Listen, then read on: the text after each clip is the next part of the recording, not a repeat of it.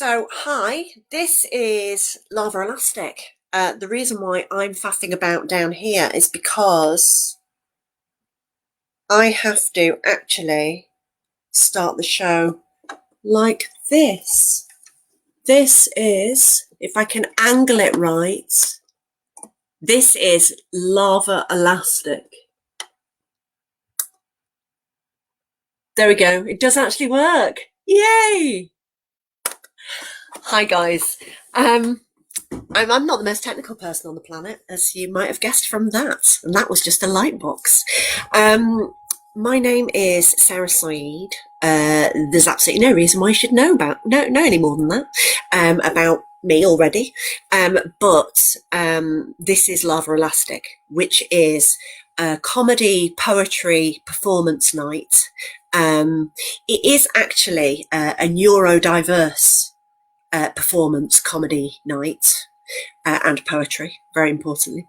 And if you don't know anything about neurodiversity, I shall explain. It's not a sciencey bit. I'm not a sciencey person. But neurodiversity is the idea that human brains are not just, let's say, two kinds of brains, as in normal brains, normal. I don't really love the word normal. I find it increasingly difficult to say with any kind of meaning. So normal brains and not normal brains. Once upon a time, those of us with different kinds of brains were called weird, let's say. These days, now that we reframe stuff like that, we would say neurodiversity, and that's all human beings. We are neurodiverse. So some people might be like me. They might be on the autistic spectrum with quite a healthy lashing of ADHD, to be fair. Or people might be dyslexic or have ADHD, or they might be bipolar. There are so many different, and there's so many kind of shades of that in between. So they say with autism, it's a spectrum because it kind of is. It's pretty varied. Well, that's an understatement. It's as varied as absolutely everybody else in humanity. So tonight, Lava Elastic is a night that basically celebrates the fact that we're all just really different kinds of humans, and we do different stuff differently, and we think differently, and we live in the world differently. And our performers tonight are a really lovely mixed bunch. My glasses are reflecting back at me with lens flare, and normally I really like things that light up because I'm obsessed with lights. This is a bit distracting. So even though I can't see you guys, it almost feels like I can see you properly. I can't. I'm actually used to having a live audience in front of me, although bright lights block that out. But I'm kind of hoping, I'm seeing that some of you are out there. Oh, yeah, thanks. Yeah, neurodiverse, high five. I agree with that. So we've got a bunch of really great acts on tonight. This is, we've done a few shows during lockdown. I think we all know that lockdown is the weirdest of the weird in a million different ways. Somebody that I know, well, a few people have said it this week, and you might all have heard about this, but the term Corona coaster is the term that I have encountered a lot repeatedly this week, as it just sometimes gets a bit too much for all of us. So the brilliant thing about this is being able to put funny, entertaining ace people on and send that right to your homes. Because actually the reality is, and this is one of the beauties of Lava Elastic, because of neurodiversity and the term neurodivergent, which for example I am because I have an autistic brain, so anyone that is differently wired is neurodivergent. The fact is that, there's a lot of people out there that don't really dig going to venues and things, or they find those kinds of social situations really hardcore. I myself don't love going to music festivals, for example. I just cannot go to places like that. I just don't do it. And yeah, I'm an absolute music buff, but it's, I'll watch them virtually. I'm going to watch, I've got a ticket for one this weekend, but I'm really glad I don't have to go in it and brave the really awful loos and stuff like that. So the show is also for people that, it's particularly good for people that you can hang out at home and do what you want and just be entertained. I talk a lot. This is a recognised thing in the Lava Elastic team, shall we say. When we do the live show, I have a wing woman who actually tells me to stop talking and introduce the next act. The version that we've got of that here is another Sarah, the other Sarah, who is part of the Sweet Venues team, which is who we usually perform at. She's going to join me now just for a minute. And she's the person that's going to help keep me on track so I don't forget what I'm doing this evening. I call it my runaway train brain.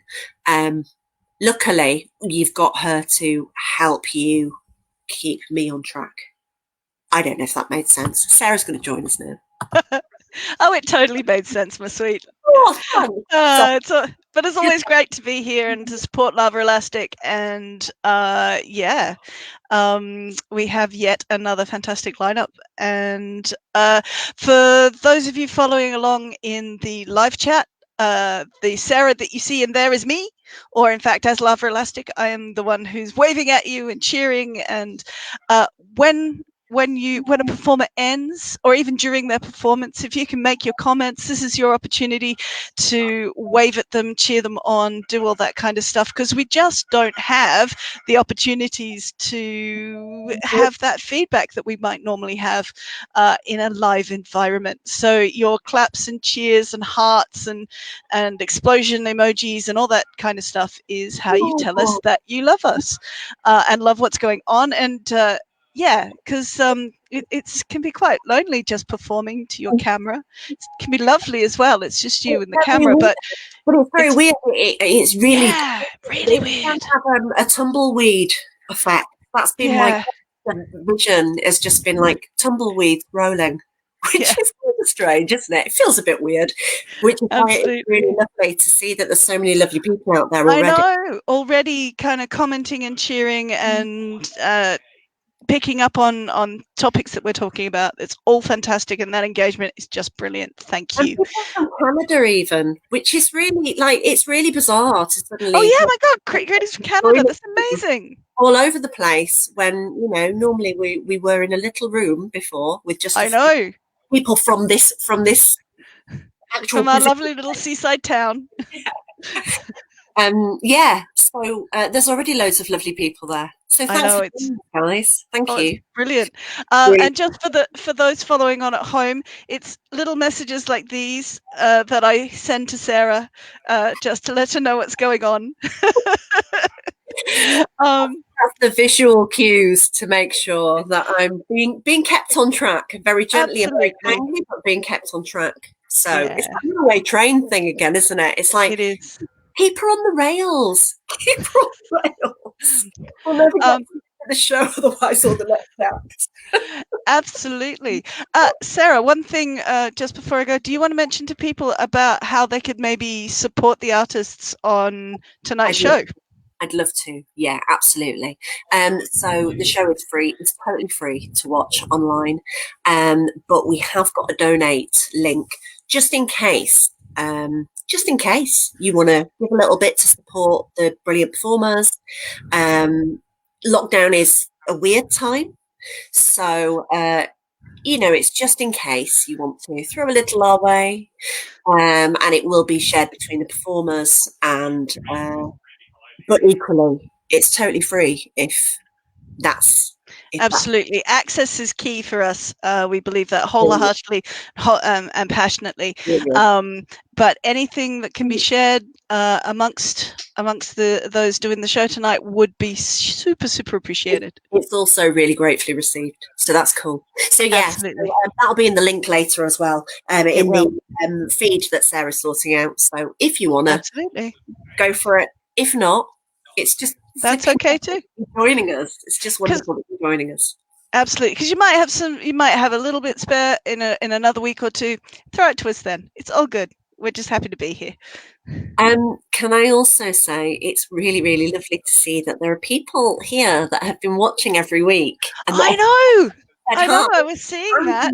People. So thanks, guys. That's really, really appreciated. It's fantastic. I'm going to let you go for a bit now, Sarah, and I'm going I'm going to introduce the first act to the stage, That would to be the amazing. screen, not stage. Yeah. Um, Well, I, column I, A, I column can, B. exactly, yeah. Tomato, tomato. Absolutely. But let's get the show on the road. I'm sending you off. With Bye. love. See you later. Right, Bye. first act in a minute when I do this. See you.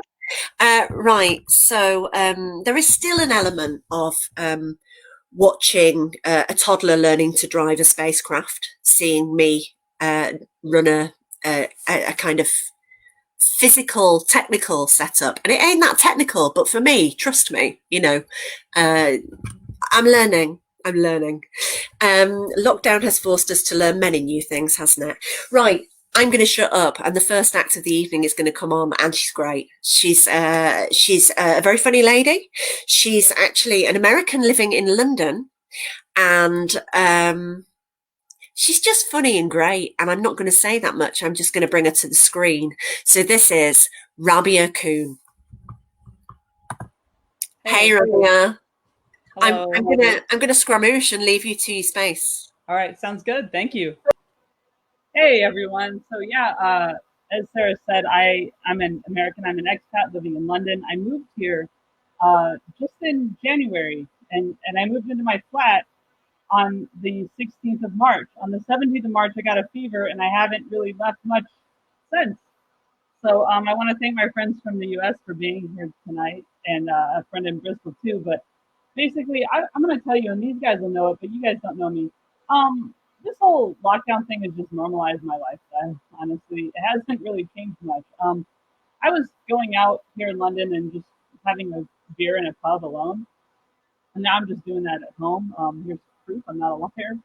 And so, yeah, so it hasn't really changed much for me. I did start watching some TV shows I normally wouldn't have watched. I watched Tiger King. I don't know if anyone else has been to that. But Tiger King basically showed me why Trump might get elected president again. I'm not going to get into what Biden said today either, but you guys can look that up.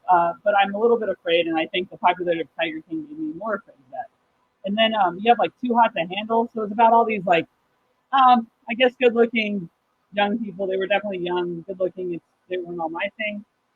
Dating, and basically what happened on that show was they're all on this island, kind of like London is, and then they are all trying to hook up with each other. But then all of a sudden they can't because if they touch or get too close to each other, they'll get fined. And that's actually what's going to happen in Regent's Park this weekend too, because we're going to get fined if they get too close to each other. So we're basically living in Too Hot to Handle, but in our like COVID vibes, you know. But it did make me think of a new show. I'm 41. Well, time to slide about my age. I'm not doing that yet. I'm 41, and I'm thinking like I'm not the demographic for these dating shows, so I'm pretty sure that there could be a new one, and I'm kind of planning ahead for a couple years from now. But I'm thinking about a show that's a mix of the two, Tiger King and Too Hot to Handle, and it's Cougar Prince. And basically, it's uh, it's a bunch of cougars, which are older women going after younger men, and there's the prince, and he's going to date them. And I haven't sorted it all out, but I'm just planning ahead because I really want to be a reality TV star at some point, and I don't want to, I don't want to age out. And I've aged out of most reality shows so far. Um, I don't know about you guys, but we can go out a little bit in London. We can't go out that much. So I'm trying to find excuses to go out. One thing we can do is go to the pharmacy. So guess who's on antidepressants again? Right. I'm okay, actually, to be honest. I'm actually on it for the side effects. So the doctor, when I was talking to them about it, said that it'll lower your libido. And I'm like, you know, I'm pretty hard for myself to manage. So yeah, if you can do that, sir, that'd be great. I have carpal tunnel at this point. So once I'm back on the street, I shouldn't say that. But once we're allowed back out and able to interact, I'll probably go off of them. But for now, I get to go to the pharmacy every month, and I kind of take care of something I don't want to have to take care of myself all the time. The gym. You can't go to the gym anymore, but you can go outside to exercise. I joined the gym. I've been a member of various gyms for the last like 20 years probably, and usually somewhere between $20 and $40 a month to join. And really, for me, it ends up being like $20 a visit. That's the frequency I would go. Now I'm going outside for free. you know. So it's kind of nice, and I'm getting exercise. And then the food, we can go to the grocery store, so I'm doing that. I'm actually not getting that COVID-19 everyone's talking about. I think the reason is that I don't like my own cooking. You know, it's just not something I'm really like into. So I realize maybe I'm not going to be the half of the couple that cooks if I find someone eventually. I also have trouble with food because I have a gluten allergy, and that's a real thing. It's not just like a made up thing to get this body. You can't see most of it, but you can see enough of it to know it's not that body that you're trying to get. Uh, and gluten's a tricky one. You know, you can't have something like couscous. Couscous sounds like a fun food, but no, it's not. It'll actually really hurt me. There's Bloody Mary mix. Most of them have gluten, so I had to change my Sunday fun day because I was really into Bloody Marys and like the open Bloody Mary bar and all that, and I can't have the Bloody Mary mix anymore. So now I just I got to work around my pack, just straight vodka. So that's fine, and that works even in quarantine. It just means if people back home want to call me, they better call me by 4 p.m. my time, which is like 8 a.m. their time. I'm done. Um, and the one that hasn't caused me as much trouble now, but did at one point was cocaine. Um, yeah, it's like it's cut with wheat flour, and they don't tell you about that on the news. They just talk about like other drugs that we cut with or something, but really, it's dangerous for some of us. And when you find that out, sometimes by accident, you can't control what's coming out of your mouth or your ass at the same time, and that's really tough. Um, so yeah, that's that's that's kind of the trick with the gluten. Um, I will say that one thing I'm kind of missing now is going to the doctor because you can't really go unless you have COVID. And last year when I turned 40, one thing I had to do was get a mammogram, and it wasn't an exam I was looking forward to. It was something I had heard older women complain about for years. I didn't want any part of it. But now I would kind of appreciate the interaction, to be honest with you. Um, it was weird when I went, and guys, if there are guys watching who are interested, I'm talking about breasts, so just stick with me. But basically, for the mammogram, you go in, you get a spa robe, which is um, a little bit deceiving because you're really not getting any spa service. And when I went in, the woman who was giving me the exam says, "Okay, don't worry, it's just like a hug for your breast." And I'm like, "Okay." After the exam, I had to wonder who's hugged this woman, and I'm almost worried about her now because if she's like me, no one's hugged her for months, and she might even really forget about what a hug is really like. But basically, it wasn't like that. It was more like, from my vantage point, an eggplant in a panini press, and it just kind of, And I don't know who hugs this lady like this, but that's not how I give hugs, and I hope that's not how I give hugs after this whole thing. I'm not sure, but I'm kind of just looking forward to making appointments for various exams, just like some human interaction, even if there's a latex glove involved. You know, that's kind of where I'm at. So I hope you guys are doing really well and staying healthy during this time.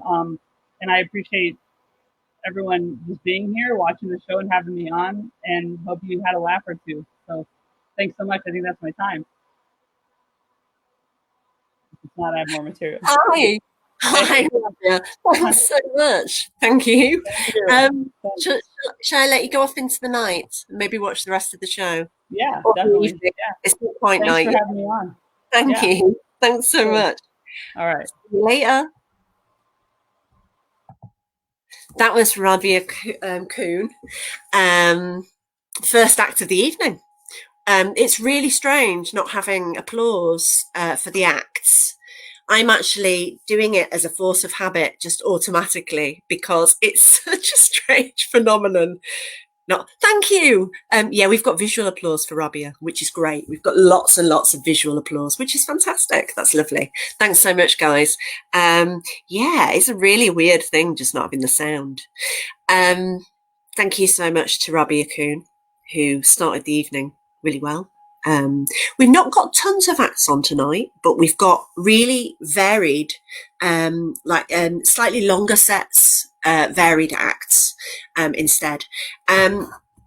Before we go on, I'm just going to share a little bit about lights, because I really like them, which is funny considering my room is a little bit dark actually right now. I normally have more lights. I do actually, you can't see these very clearly, but there are actually some stars here. There's some fairy lights hit there. There is, of course, I kind of failed to show it properly before. I won't say failed. I'm going to be gentle on myself.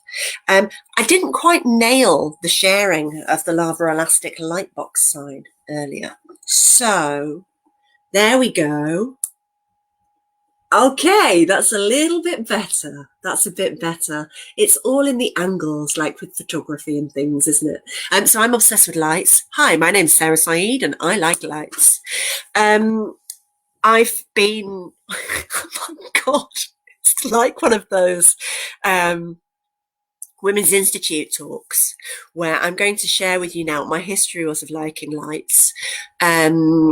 I am a performer. I come from a performance background. And when I was I did a degree, goodness knows how, dragged myself through it, kicking and screaming many years ago, a performance degree. And I think I was just about the only person, and I was definitely the only person on my course that insisted on having the same light source of their own on stage in every performance I created. So basically, I really like lava lamps. I really liked them since my 20s. That was a while ago. I'm not going to tell you exactly how long ago, but it was a while ago. And so I always had to find a way of having lava lamps on stage.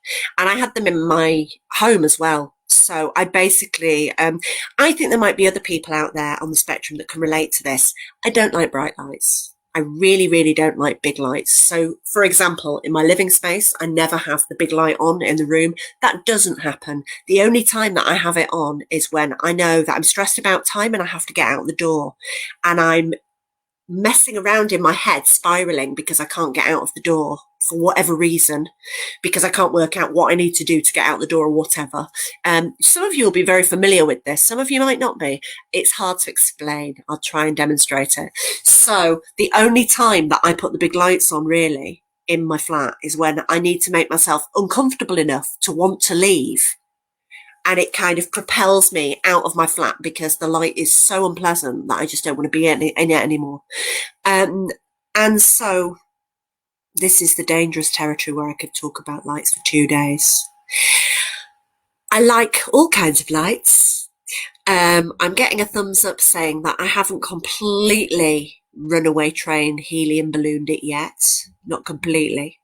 But what I am going to do really quickly is just share with you the fact that I have a light fittings photo album in progress. So I take light fittings photos out in the world all the time. Not at the moment, because obviously I can't be out in the world all the time. Light fittings are harder to come by. I tend to take photos of them on programs on Netflix. Period dramas are the best. It's like, oh, look at that chandelier. What just happened in that scene? Go back, go back, go back. Oh, I must take a photo of that. This actually happens. This actually was one that a friend sent to me, because people send me light fittings photos. This apparently is from the Trafford Centre or somewhere in Manchester, which is a shopping centre. And they sent me this beauty. And it's amazing. It's just amazing. You see, light fittings, how varied can they be? And also, just on a nostalgia point, we're usually in a venue, a physical venue, when we're not online, not in lockdown, in Brighton. And next door to the venue, there is a pub that has some of the most beautiful light fittings around. And this is one of my personal favourites. I don't know if I should name drop the pub. I'm not going to do it. I might later. But they have really great light fittings. They know who they are, I think. I just really like light fittings. If you like them, you can check out my Instagram, which is @BarbSarah, because it's full of hashtag light fittings for Instagram. I'm going to stop talking about them for a while now. I might share some more actual physical great lights with you a bit later. But first of all, I'm going to put the next performer on.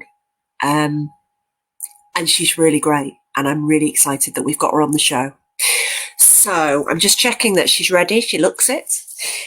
So the next performer we've got on tonight is, I want to kind of get this right. She's a really wonderful performer.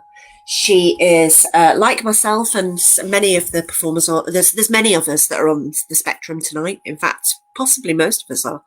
And I'm going to share her. How would she describe it? Music, shapes, and words is a way to put it, I suppose. I'm mostly just going to let her speak and do her thing for herself. And I'm going to get out of the way. So this is Sumita Unjumbled.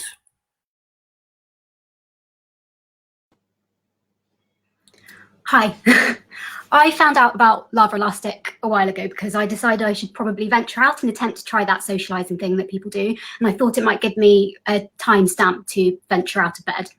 And here I am on bed. That didn't quite go to plan. And I don't yet know if the gig anxiety is better or worse. I guess if stuff goes wrong, it's just quicker to go back to bed. But the only problem is with the lack of the transition thing, you do that and you're kind of still at the gig. And I thought maybe I'd attempt to meet some more people for some reason to prepare me for that annoying "have you made any new friends" question when you move somewhere. And I don't even know why people ask me that, because they know I'm fine on my own and I'm a completely fine, self-sufficient person. I want friends. How do I get friends? How do I make friends? How do I keep friends without putting myself in a social situation, without trying to figure out the right communication balance? I need balance. I want friends and I have friends, but my friends have friends and friends of friends. Oh, I want friends and I have friends, but I want my friends are friends. What even are friends? I'm fine on my own, but sometimes I think I want friends. A completely fine, self-sufficient person. While I'm physically on my own, I do know that I'm not actually like completely alone in this giant universe. But whenever I remind myself that, I get this creepy brain voice that says, "You are not alone." And currently the "you are not alone" brain voice is in the shape of a cross between a giant Macapaca from In the Night Garden and the Microsoft paperclip person knocking on my door with a soapy cloth ready to wash my face. But it might change again because things morph. It's quite unhelpful because living on my own means constantly checking that I'm not alone, even when I'm living in one room, because brain aliens, they imagine things. And one night I was like very anxietying about that kind of thing. So I went on my phone and I clicked on, there's this chat app friend thing called Wobot. And it said, "Hi Biscuit Crumb." Oh, that's my username on there. It wasn't just some surreal chat up line. It was like, "Hi Biscuit Crumb, you are not alone, now or ever." Yeah, about the brain aliens, they're not all bad. Some of them are incredibly helpful, but there are the unhelpful helpers. And I have some of those in my brain land. And if you interact with actual people on a daily basis, you might know some too. I'm one of them. Sometimes people try to give off the "you're not alone" vibe by saying, "but we're all like that." And I do that too, like to myself. It's an unhelpful helper. That's really hard to say. Unhelpful helper. Other unhelpful helper phrases include like, "what's the worst that can happen?" And if you've got an overthinky, imagine your brain like mine, don't ask yourself that, because you will think about the worst that can happen and you will watch it get progressively worse and worse. And that's if you're not already imagining that the worst has happened to everyone else and that it's you that made it happen, because you have magical abilities. But we all have magical abilities. If we're so relatable, then why am I like this when you're like that? Yes, we're quite relatable. But when you talk like that, I feel like an alien. Yes, we all get sad sometimes. Yes, we all get tired. Yes, I know we don't have to be defined, but this is my state of mind. If we're so relatable, then why does your normality cause me anxiety? Yes, we're quite relatable. The automatic assumptions prove that we're not. There's this thing where people assume that they know what it's like to be you in your natural habitat now that they've been alone for a couple of months. And I'm sitting here like, no, you now know what it's like to be you when you're isolated, not me. And a suspiciously peoply version of isolation as well.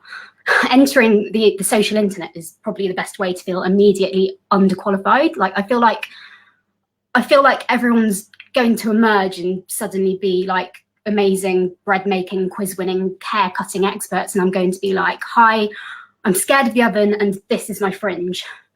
I feel like maybe my stubborn processing delay will catch up with me at the end of the year, and I'll start indoor pandemicking like never before. Like maybe by like December. Will I make bread in December? Will I shout stop the spread in December? Will I join a group quiz in December?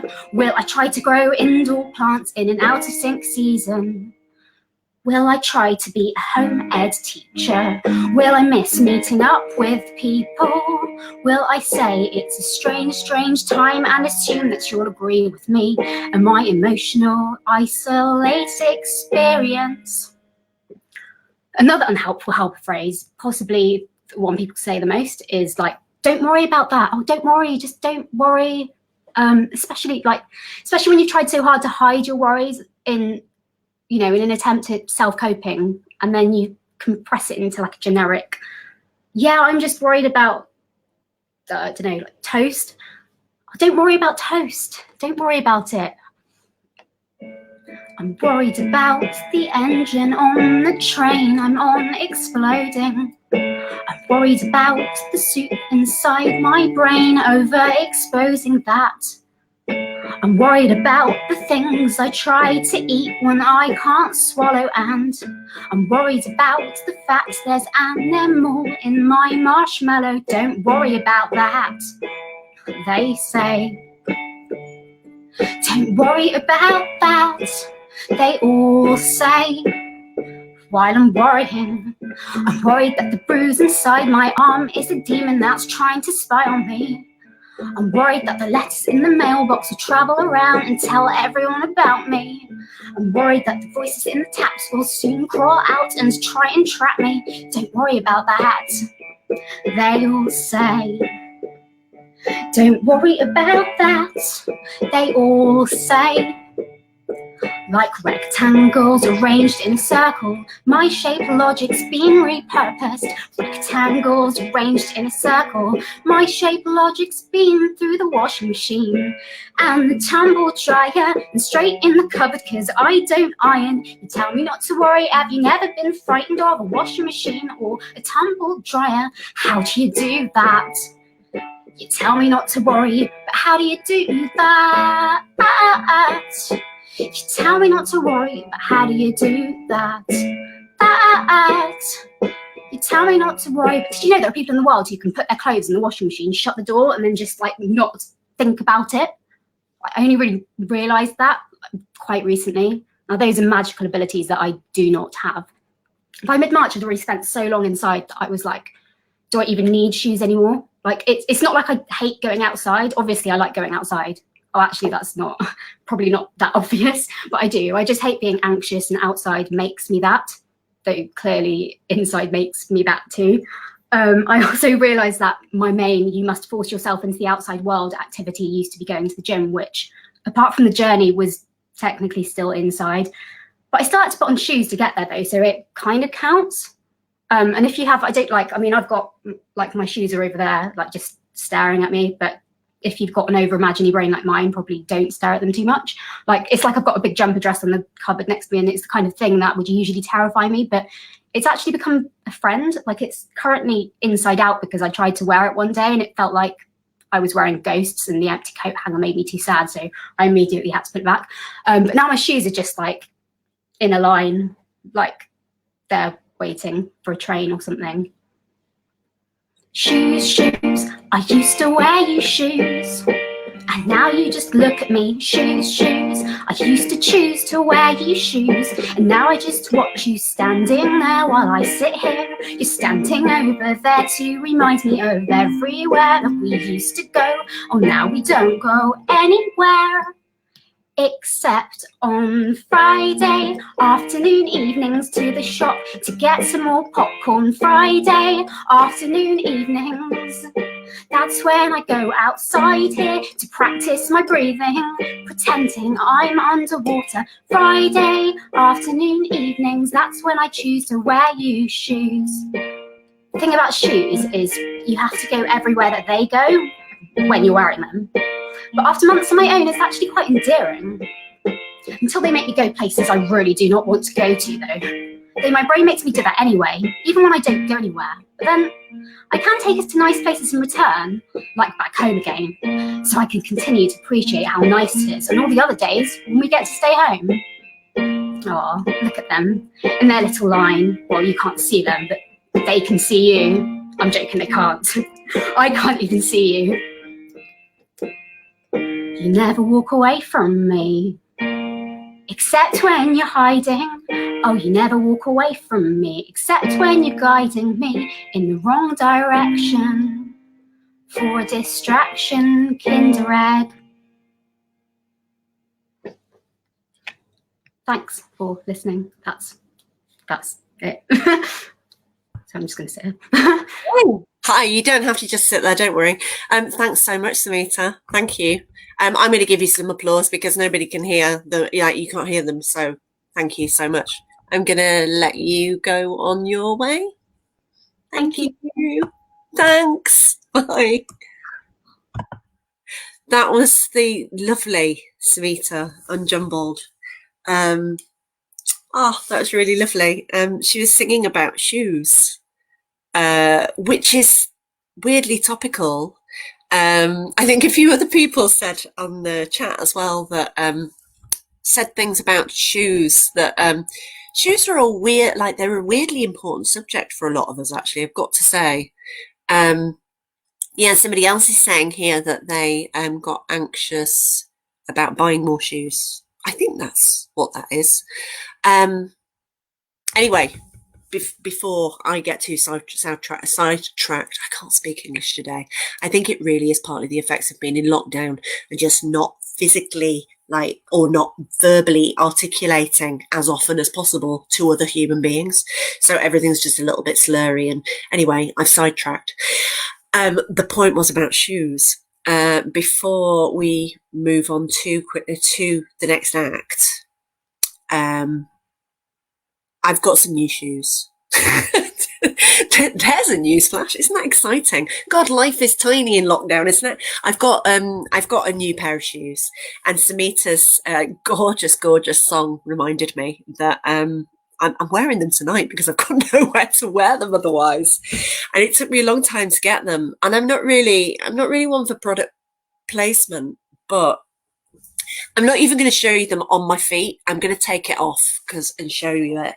But these shoes are one of the things that have kept me cheerful in the last couple of days, just because looking at them is, well, they're just lovely, aren't they?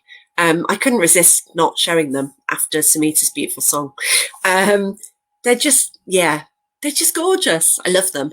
I'd show you the soles of the shoes because they're also a work of art.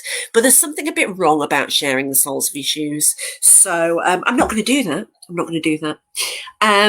But yeah, I just wanted to share them because they're so pretty. And let's face it, when our place is going to exist ever again where we get to wear nice shoes? Is that going to be a thing? It's, you may as well just wear them around your house. So that's what I'm doing at the moment. And, I wanted to make an effort. This is lava elastic. I would make an effort if I was on stage. The really funny thing about that is I actually always host the show barefoot on live, weirdly. And yet here indoors, shoes on. It's opposite land, as someone said the other day to me. I don't know if that's quite what it is, but or maybe I said it to them. Who even knows anymore? Who even knows? Right, so I'm going to get off the track of lovely, pretty shoes. I got them from a regular choice. There you go. I've said it. I'm obsessed with their shoes, and I did, because they're works of art for feet. So I've said it, so it's out there. I don't believe in product placement. They're not sponsors of the show, but they rock. And at the end of the day, a piece of art should be credited to the artist, and I see them as art for my feet. We've not got loads of acts left tonight. The next person on, well, actually, he's not here in person. He's a local writer, poet, man of words, shall we say. He's a man of words. If there's any of you that have just joined us, you just missed the lovely Sumita Unjumbled. And you also missed Rabiah Coon earlier doing some comedy for us. But the video will be up afterwards, so you can watch them if you missed them, because they were great and you really shouldn't miss them. You should get to see them if you can. But we're going to move on to the next chap, who is here in spirit to share some of his words. And this isn't so much comedy, although it made me laugh loads, but it is a short story. And I'm just going to check that we are able to bring him to you now. So, without me waffling further, I'm going to introduce to the screen Daniel Searle. Sorry I can't be with you this evening.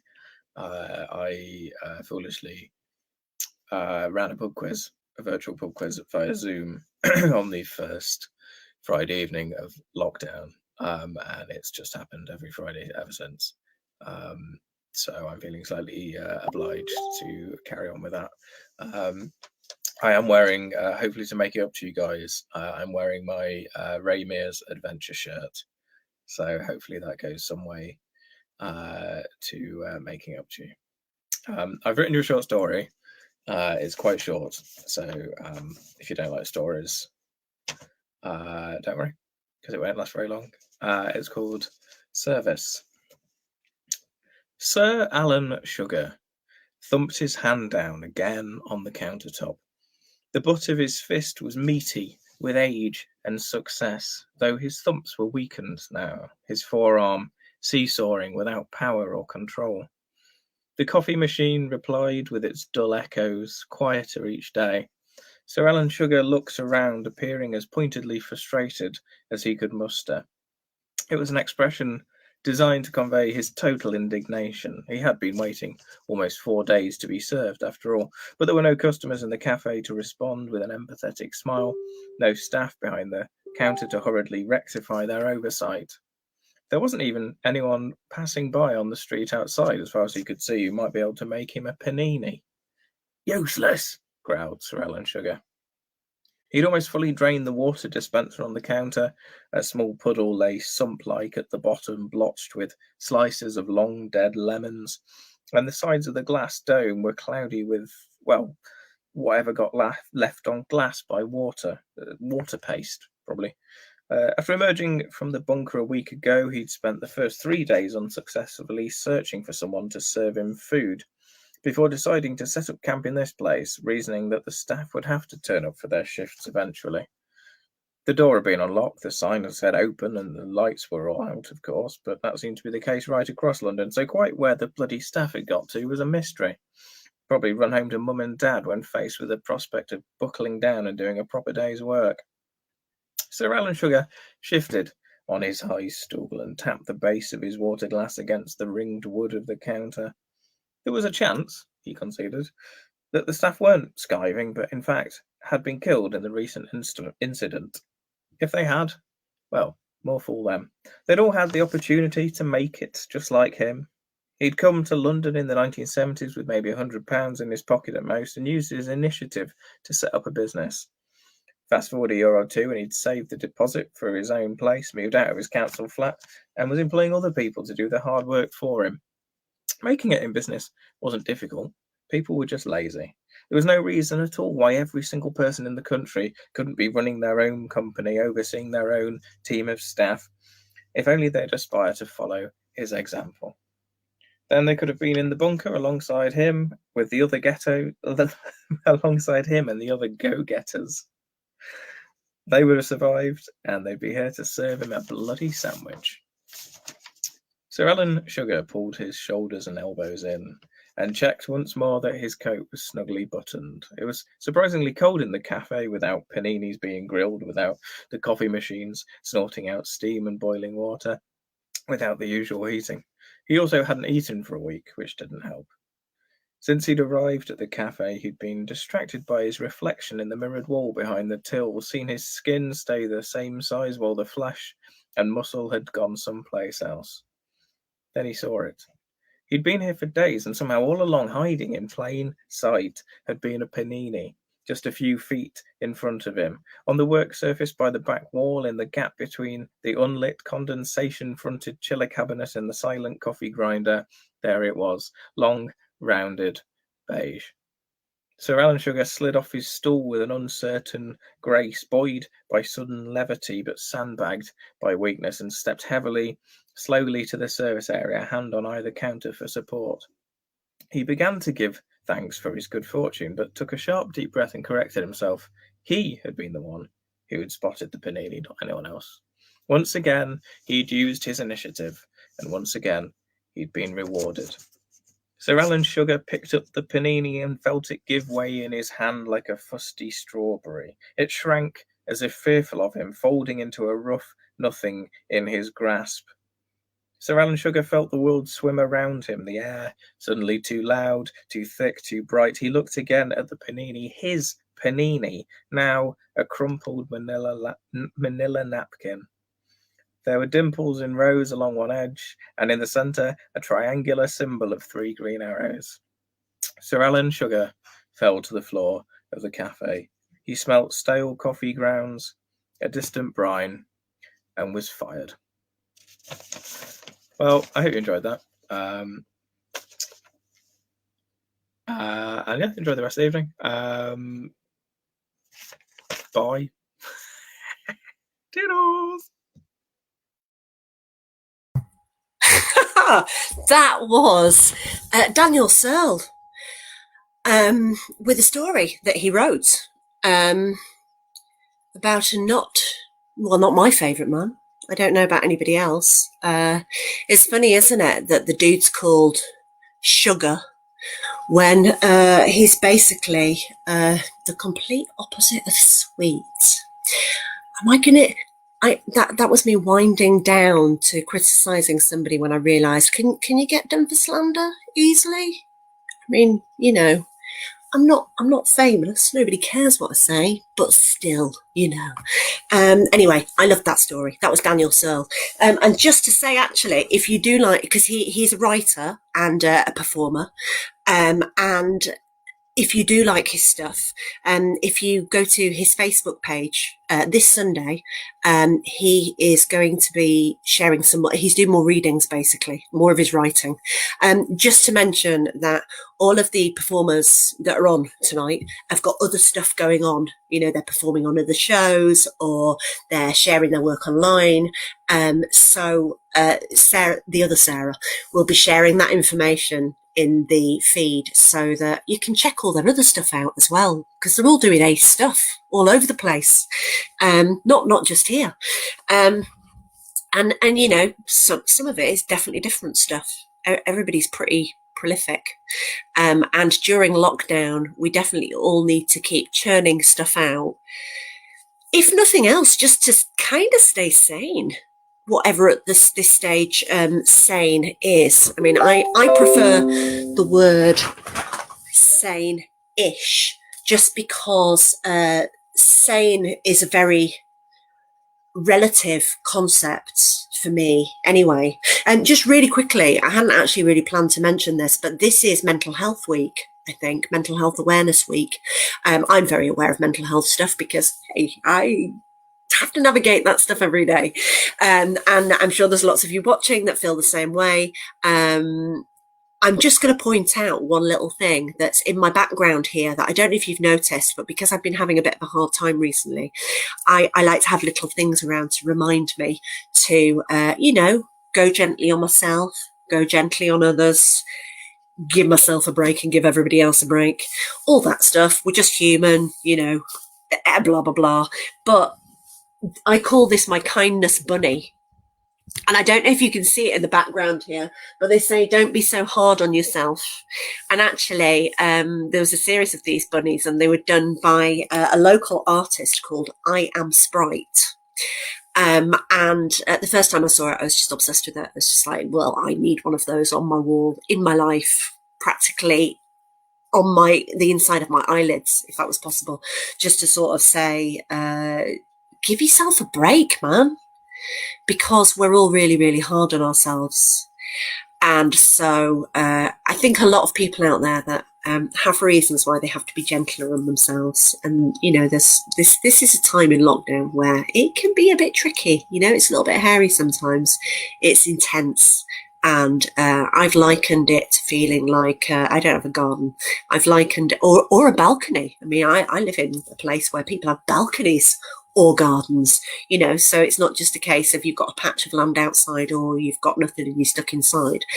I've been likening it recently to feeling like a dragon trapped in a hamster cage. That's basically where I'm at. Don't know where the rest of you are at on the Corona coaster. But this is Mental Health Awareness Week, so, you know, just flagging up that we're all kind of trying to stay sane, trying to keep each other sane. I'm getting a sign pointed at me saying I should put the brakes on that runaway train brain, and I am putting the brakes on them. And I'm going to introduce the next act, and he's brilliant. And he's the last act of the evening, actually. So the next performer, and he really is great. It's lovely to have him with us. He has actually performed with us before. His name is Callum Brazzo. He has performed for Lava Elastic before, but it was a live performance, and it was at the Autism Arts Festival in Kent last year. What was last year? Was it 2019? Yes, it was. Oh wow, I remembered the year. That's impressive. So he's an autistic poet and performance artist. He's a writer. He's written a great book that I'm in the process of trying to get a copy of at the moment, although I have already had a look through it and loved it when I first encountered it. He's just an all-round lovely, interesting dude, and a great interesting performer. I think he's ready, so I'm going to stop my waffle again, putting on the brakes and putting on Callum. Hi, Callum. Hello. I'm going to leave you to your screen. Okay. Okay. Right. Left diagonal. No. So I don't know what lies Sarah's saying because I'm not entertaining whatsoever. No, I'm good. So a poet in isolation, I feel, is a lot more dangerous than the coronavirus because you're just stuck there with paper and pens and you can just write for days on end. Not that I've been doing that, but I have written a few pieces I'd like to share. Some silly, some more serious. Good balance. Balance is good.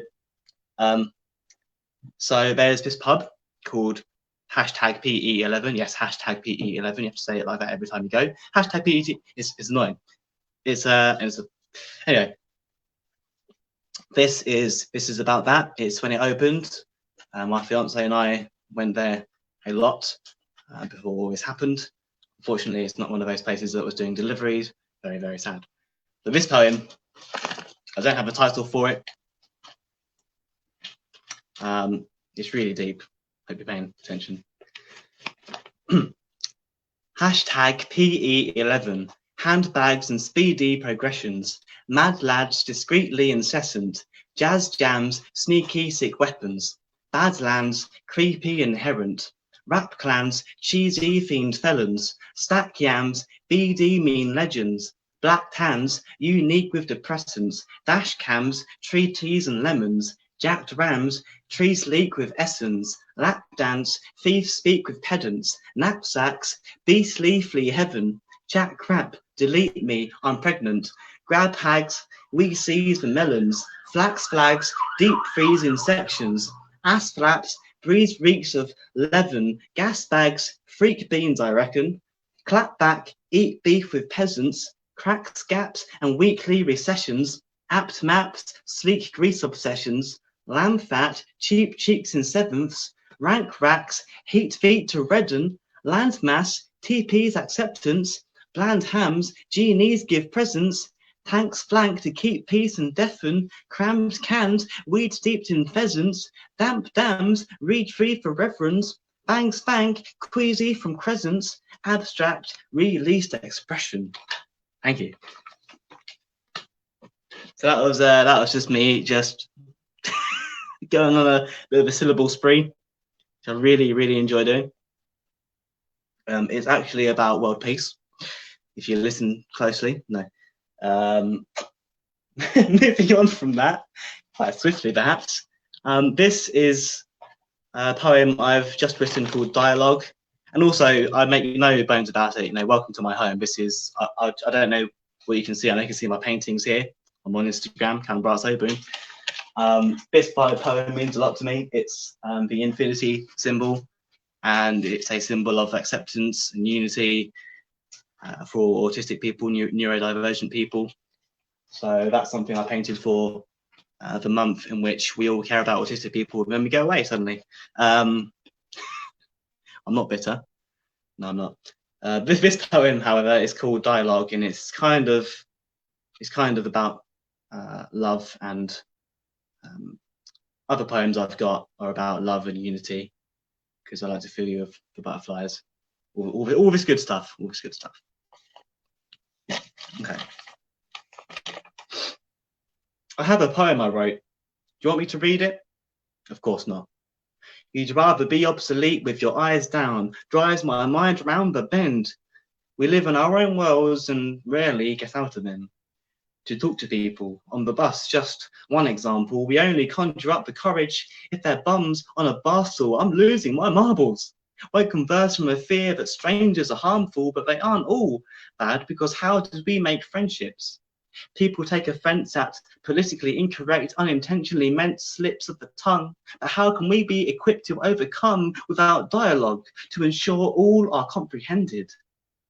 I'm not saying we blend into the majority's norms, but I'm saying we shouldn't abhorrently scorn for a blip on the radar. Equality is mourned by the misdiagnosed, mistreated, representing a plight. But too much passion, time and energy is being spent on this fight when we should be forging a bridge between us. I think enough is enough. Generationally deep ruts, so before we're eternally stuck and the chips on our shoulders can be budged, we need love. Thank you very much.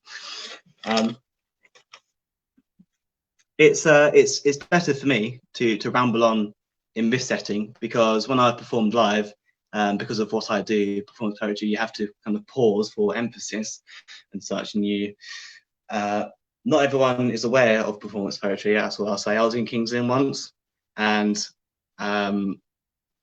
yeah, you have to tell people when you're stopping, because otherwise people start clapping. It's like, no, this isn't. I'm going to continue. But with this setting, I can just kind of ramble and do my own thing. I'm very bad at timekeeping, and I do babble, which is why I'm a poet, because that all speaks for me. This one, let's see. I won't finish on that one. Got a bit more time. This one's called Quiet Ones. I was a very quiet kid growing up. Depression, anxiety. Poetry was always my escape. That's the abridged version of my 28 years of life. This is called The Quiet Ones, and I think it's some of it's very apropos for now. Anyway, I won't ramble on.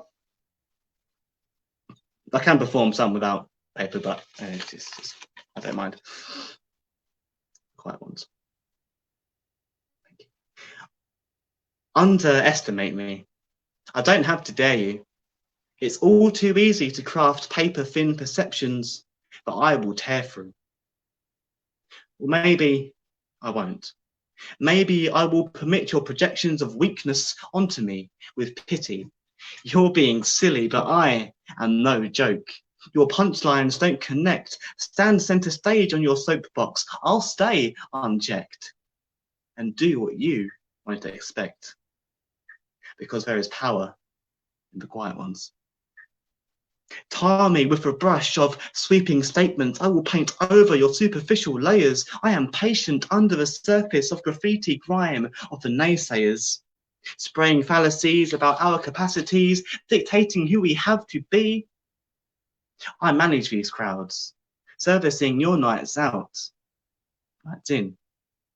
Words and actions, you can scream as loud as you can. You say nothing about my humanity while you move mechanically, because there is power in the quiet ones. We are the quiet ones, and this isn't tribe warfare, but in our minds, there's more there than you believe. What we don't say is often portrayed musically or another way to communicate that you refuse to see. Listen, haters, you think you're the fiction makers? You haven't got the riches to wager against the non-conformist creators, the system breakers, the quiet ones. Thank you. As I have mentioned, I'm very bad with time, so I'll give Hi. Do you want to do another one, or do you want to? It's up to you. I've got one more. I've got loads more, but I'm gonna do one more. That'd be wonderful. Yeah, I'm gonna get out of the way for a minute then, Callum. That'd be really cool. Cool. I have to mention what Sarah and Lava Elastic are doing. Autistic brains working with theatre. It's just, my goodness, thank you for coming into my life. So this poem is called Unite, and it's on the theme of unity. How did you guess? And so, yeah, it's my take on coronavirus, because we all think this is new, but there are ways that that we're not so different from each other. Here we go. For so many, this cultural transition is a burden, social apprehension, desire for routine, and introversion. Creative communication tools are necessary for this to work, with all the twists and turns of serpents in long grass, winding on past creatures it doesn't consider urgent to their cause, but spare thoughts for an autistic person whose reality hasn't been changed that much. Funny how communication nowadays lack touch. Since the emergence of the technological age we have, but it's a strange unity in collective struggle to adjust. Borders of space have us cautious of social distancing, but this is the norm that we face, a corner we're known to exist within. Should we laud you with praise? Or is that inspirational porn on the pages of the tomes you have written in? Gold star rewards for moments at home spent sensibly. Got time on our hands, but can we get empathy? If I wasn't so tired of talking, and I am so tired of talking, I'd say this was an acceptance speech. But as the virus will span, let's have egos and stigmas checked and cleaned. Your value is not less than me. Let's put an end to these divisive sides that will fight despite the omnipresent cycles of life and unite. Thank you. Callum, thank you so much. That was absolutely brilliant. All of that was brilliant. Thank you. Thanks for joining us. I'm gonna send you out. That was Callum Brazzo. The marvelous Callum Brazzo. I'm just realizing it's the last act of the night. I'm a little bit shocked at that. That happened quite quickly, actually.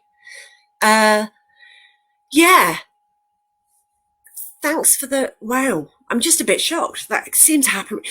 It's the time distortion thing, isn't it? Everything is sped up at the moment. Everything just happens so much more quickly. So that was the brilliant Callum Brazzo, our last performer of the evening. The really lovely thing about Lava Elastic during lockdown is I think it's become really apparent just how varied the show is. So some weeks have been really quite comedy orientated. Some weeks have been quite performance orientated. Sometimes there's a little bit of both. I mean, I personally have the concentration span of a 2-year-old that has drunk too much Coca-Cola. I've always been known for it.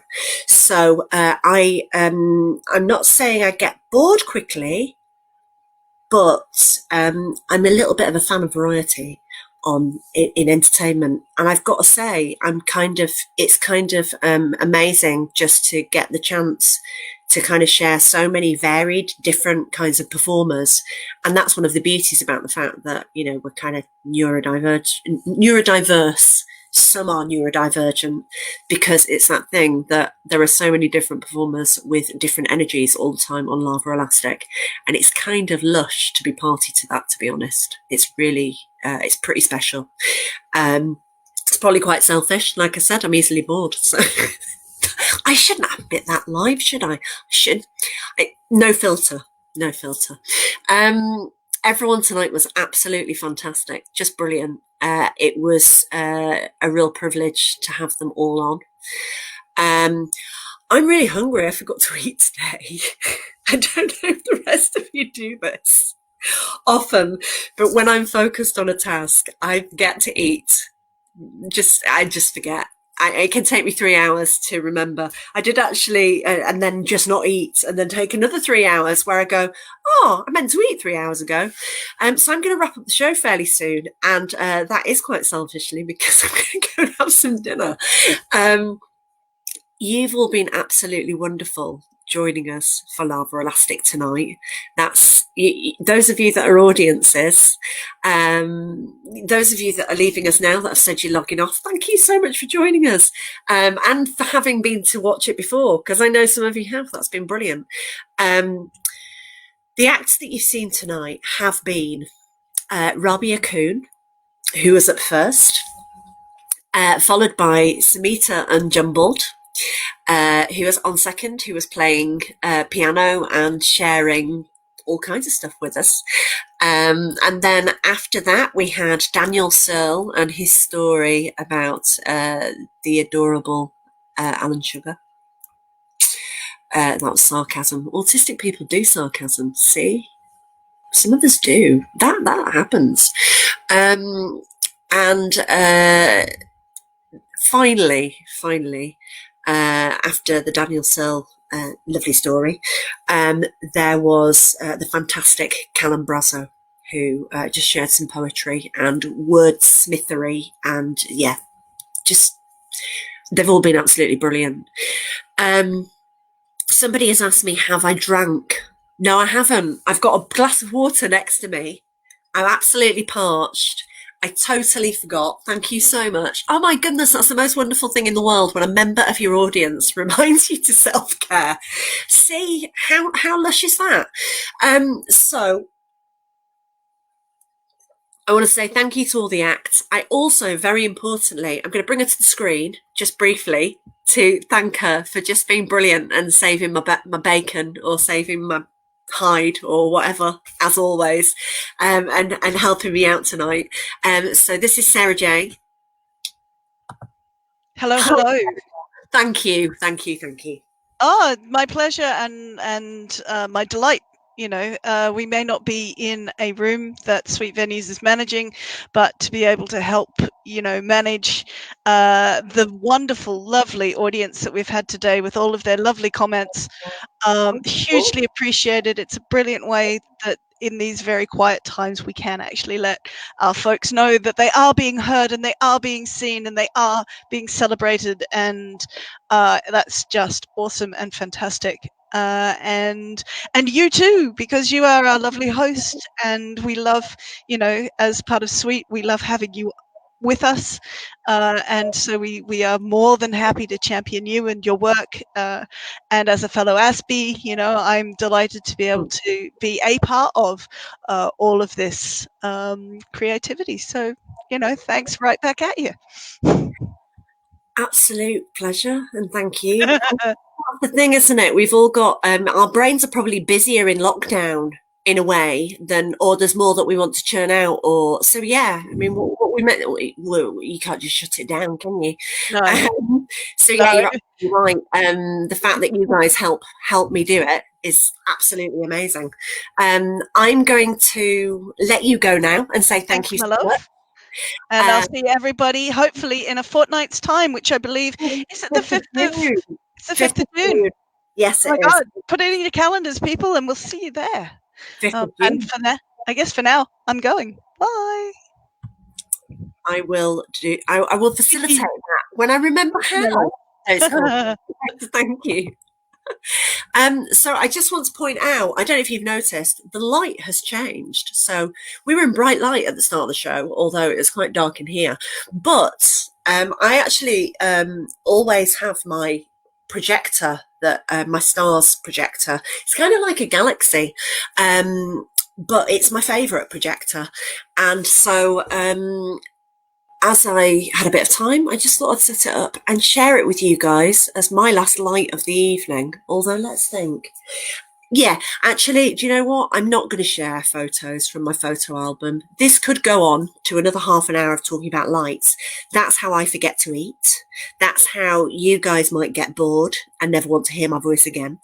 Although, equally, some of you might be so into lights by the end of it that you might come and follow me on Instagram, @BarbSarah, talking about, well, sharing pictures of lights. Thanks so much to the acts. You really were all fantastic. And it's so lovely that we can share acts from different places. I think actually we only had one person that was performing in Brighton tonight, and the others were coming from London and the Midlands, I think, if I'm right there. And it's just really nice. That's one of the great things about doing an online show. 5th of June is the next show, and there'll be more brilliant people on then. It should have been Brighton Fringe at the moment, and we were scheduled to do shows at Brighton Fringe, and it seemed really, really wrong not to do something, even though we couldn't get onto stages. So I've got to say, at the end of May, where we are now, it's really wonderful to think, well, even though lockdown has created so many, obviously I can't express how huge lockdown has been for all of our lives. There's a level of insanity and apocalypse and God knows what going on with all of it, but equally it's been a really interesting thing to be able to get the show online and bring people into your living rooms and stuff, and onto your computers and onto your phones, and because there's a load of brilliant performers that need stuff to do during lockdown, because performers don't just get into boxes and go to sleep when you don't go and see them on a stage. They're like whole people doing things out there in the world and needing to do their thing, because accountants are an accountant species, artists are an artist species. I don't know. Everybody's like, we do what we do. Human stuff. On that note, I'm going to shut up and go and source some dinner because I'm blooming starving. I hope I didn't get in the way of anybody else's dinner time this evening, because actually, if it wasn't for the important thing of bringing Lava Elastic to you, I pretty much wouldn't let anything get between me and food normally. So that means you guys are really special, and I mean really special. Thank you so much, all of you. Join us again sometime. You've all been amazing, performers and audience alike. See you later. See you next time.